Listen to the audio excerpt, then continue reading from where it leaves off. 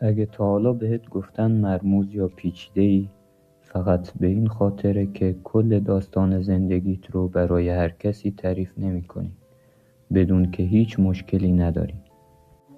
شاید فقط مغزی داری که بلده از خودش محافظت کنه. نه سردی و نه ضد اجتماعی. فقط حاضر نیستی وارد نوعی از ارتباط بشی که خیلی ها رو از نظر احساسی خسته میکنه. تصور کن نشستی سر ناهار، کسی که خیلی نمیشناسی ازت میپرسه خب تو زندگی چه خبره؟ اطرافیانت شروع میکنن به گفتن مشکلات رابطه‌شون، استرس های خانوادگی یا مسائل خیلی شخصی. انگار وسط یه جلسه گروه درمانی هستی. تو فقط لبخند میزنی و میگی همون روال همیشگی. ناگهان تو میشی آدم عجیب، اما تو چیزی رو پنهان نمی کنی. ذهن تو چیزی رو میفهمه که فرهنگ امروزی خیلی وقتها نادیده میگیره، یعنی مرزها. بیایید ببینیم واقعا توی این ذهن محافظت شده چه خبره. 1. مغزت برای اعتماد استاندارد داره. خیلی ها اطلاعات شخصیشون رو مثل نمونه رایگان پخش میکنن، اما مغز تو اینطوری کار نمیکنه. مشاهده میکنه، الگوها رو میبینه و بی صدا میپرسه این آدم با آسیب پذیری دیگران چطور رفتار میکنه؟ به مرزها احترام میذاره؟ با همه بیش از حد صمیمی میشه؟ روانشناسان به این میگن خودافشایی انتخابی. یعنی فقط چون گفتگو شخصی شد تو به کسی دسترسی به دنیای درونت رو نمیدی. تحقیقات نشون میده فقط درصد کمی از بزرگسالان در تشخیص اعتماد واقعا قوی هستن. یعنی خیلی ها قبل از ایجاد حس امنیت عمیق حرف میزنن، اما یه عده‌ای صبر میکنن. تو از روی ترس چیزی رو نگه نمیداری. تو داری ارزش ارتباط واقعی رو حفظ میکنی. وقتی همه چیز با هم به اشتراک گذاشته بشه، صمیمیت معنی خودش رو از دست میده. اما وقتی تو حرف میزنی، حرفت وزن داره. تو دیوار نمیسازی، فقط انتخاب میکنی کجا پل بزنی. شماره 2. سکوت هم یک پاسخه. یه چیزی هست که جامعه کمتر دربارش حرف میزنه. تو به کسی بدهکار نیستی که داستان زندگیت رو براش تعریف کنی. وقتی کسی سوال میپرسه که برات زیادی شخصیه و تو محرمانه ازش رد میشی، این بیادبی نیست. این احترام به خودته. در موقعیت‌های اجتماعی خیلی وقتها آدم‌ها تشویق میشن آسیب پذیری نمایشی داشته باشن. بزرگترین ترست چیه؟ عمیق‌ترین پشیمونی چیه؟ بقیه جواب میدن، اما تو مکث میکنی و فکر میکنی چرا باید تجربیاتم رو تبدیل به سرگرمی آدم‌هایی کنم که هنوز اعتمادم رو به دست نیاوردن.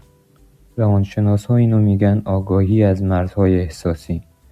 یعنی میدونی هر کسی که سوال میپرسه لزوماً بلد نیست با جوابش درست برخورد کنه. مطالعات نشون میده افرادی که انتخابی حرف میزنن معمولاً روابط عمیق‌تر و بلندتری میسازن، چون ارتباط رو آهسته، با دقت و بر پایه اعتماد میسازن. تو میدونی صمیمیت واقعی تو 5 دقیقه ساخته نمیشه، بلکه با زمان، ثبات و امنیت شکل میگیره. شماره 3. حریم خصوصی برات منبع آرامشه. برای خیلیا به اشتراک گذاشتن باعث ترشح دوپامین میشه. لایک، کامنت، توجه. اما ممکنه مغز تو متفاوت باشه. به جای دنبال دیده شدن باشی، تو در کنترل و استقلال آرامش پیدا میکنی. این که بخشهایی از زندگیت فقط برای خودت بمونه. لازم نباشه هر لحظه مخاطب داشته باشی. تحقیقات نشون داده داشتن مرزهای قوی در حریم شخصی با اضطراب کمتر و آرامش بیشتری مرتبطه. در حالی که بقیه دارن زندگیشون رو اجرا میکنن، تو واقعا داری زندگیش میکنی. و جالبه بدونی این خویشتن‌داری یه اثر غیرمنتظره هم داره. وقتی زیاد حرف نمیزنی، بقیه بیشتر کنجکاو میشن. دقت کن چطور با بعضی‌ها گرم و صمیمی هستی، اما با بقیه محتاط.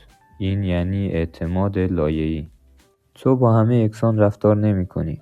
چون همه به یه اندازه اعتماد رو به دست نیاوردن. شاید برای تو اینطوری باشه: 1. مؤدب ولی محافظت شده. 2. صمیمی اما با فیلتر.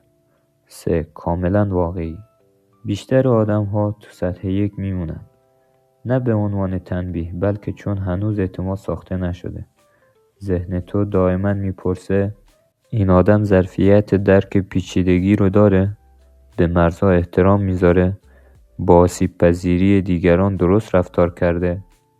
و کسانی که وارد دایره نزدیکت میشن نسخه واقعی تو رو میبینن، بدون نمایش، بدون اغراق، فقط صداقت. شماره 5. این پنهانکاری نیست. یه باور رایج اینه که باز بودن مساویه با سلامت و خصوصی بودن مساویه با مشکل داشتن. اما این درست نیست. تو چیزی رو میفهمی که خیلی ها هنوز درکش نکردن. رشد به تماشاگر نیاز نداره. درمان به تشویق احتیاج نداره. آرامش نیاز به اثبات نداره. البته حریم خصوصی وقتی سالمه که از احترام به خود بیاد، نه از ترس. و تو فرقش رو میدونی. تو از ارتباط فرار نمی کنی. تو عمق رو به سطحی بودن ترجیح میدی. حریم خصوصی برای تو یعنی محافظت، نه از صمیمیت، بلکه از فشار دائمی احساسی.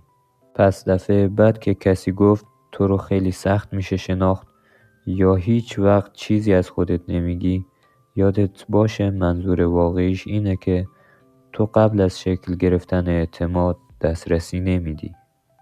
تو سرد نیستی، چیزی رو هم از دست ندادی. تو برای عمق ساخته شدی. تو دنیایی که اغلب نمایش رو با صمیمیت اشتباه میگیرن و همین چیزیه که تو رو خاص و جذاب میکنه. در انتها فراموش نکنید که این برنامه رو با دوستان و آشنایانتون به اشتراک بگذارید. برای بررسی حقیقتی تکان دهنده درباره افراد موفق پیشنهاد میکنم حتما ویدیوهای ما رو دنبال کنید.